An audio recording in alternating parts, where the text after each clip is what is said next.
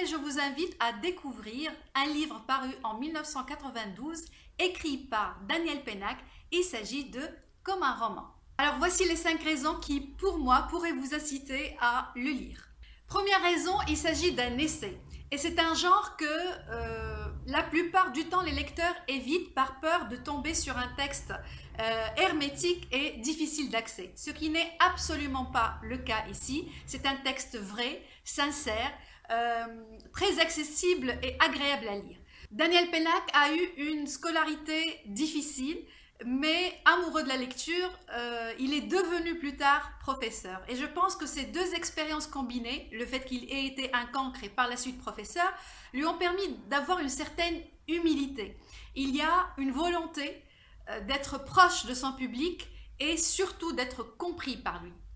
La deuxième raison qui pourrait vous donner envie de lire ce livre, c'est son sujet. Il s'agit de la lecture. Et tout lecteur qui se respecte adore tous les livres qui traitent de sa passion.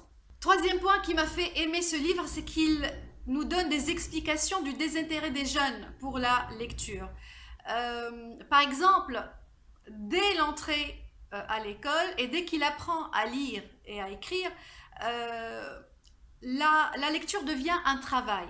On lit pour comprendre un texte, pour répondre à des questions, pour analyser, pour résumer, pour enrichir son vocabulaire.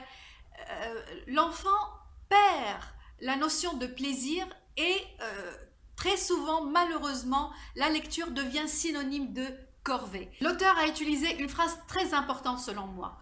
Le verbe lire ne supporte pas l'impératif. On ne peut pas dire à quelqu'un « lis », on ne peut pas l'obliger à lire. On peut lui donner envie de découvrir une œuvre, mais surtout pas l'y obliger. Et malheureusement, c'est quelque chose que le système scolaire n'a toujours pas compris. Quatrième raison, c'est un livre que je conseillerais bien sûr aux personnes qui aiment lire, mais également et surtout aux personnes qui n'aiment pas lire. C'est rare de trouver une œuvre qui s'adresse justement à cette catégorie de personnes qui est très nombreuse et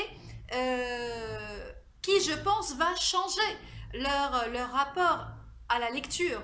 C'est un livre que je conseillerais également aux parents qui n'arrivent pas à faire aimer la lecture à leurs enfants, aux professeurs pour qui les séances de bibliothèque sont devenues des séances de torture pour eux et pour les élèves. Donc c'est une œuvre qui contient les clés qui peuvent changer notre rapport à la lecture. Cinquième raison, et ce n'est sûrement pas la dernière parce que c'est un essai très riche, mais je me contente des 5 qui me semblent les plus importantes, c'est un livre qui nous libère du sentiment de culpabilité, qui est très souvent lié malheureusement à la lecture. On culpabilise parce qu'on ne lit pas assez de classiques, parce qu'on n'a pas aimé un classique, parce qu'on a abandonné une œuvre, parce qu'on a sauté certains passages, parce qu'on n'arrive tout simplement pas à lire. On a ce qu'on appelle aujourd'hui une panne de lecture. En fait, ce livre défend le plaisir de lire. Ça semble évident, mais quand on lit beaucoup, on a très souvent tendance à l'oublier et on s'impose beaucoup de contraintes en lisant. Pour finir, je vous lirai un petit passage.